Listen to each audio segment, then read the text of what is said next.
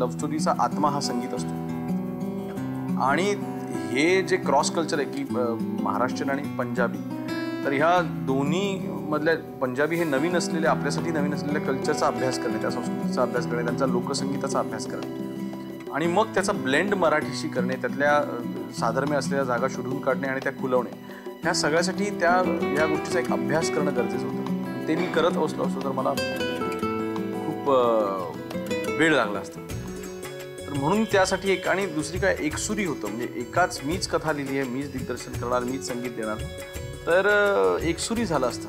ह्यामुळे एक चांगला ब्रेन अजून एक अप्लाय व्हावा अशी माझी इच्छा होती आणि तो निलेश मोदीचा नक्कीच होता.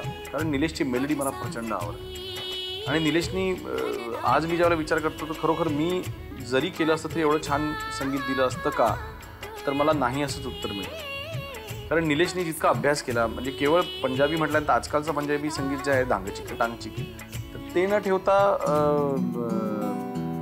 त्या पलीकडे जाऊन बुल्लेशाह वगैरे ह्या संत कवींचं काव्य घेऊन पटियाला घराण्याची जी संगीत एक स्टाईल आहे ती थोडीशी ॲडॉप्ट करून असं एकत्रित त्यांनी अभ्यास करून चांगल्या प्रतीचं, चांगल्या दर्जाचं संगीत त्यांनी दिलं.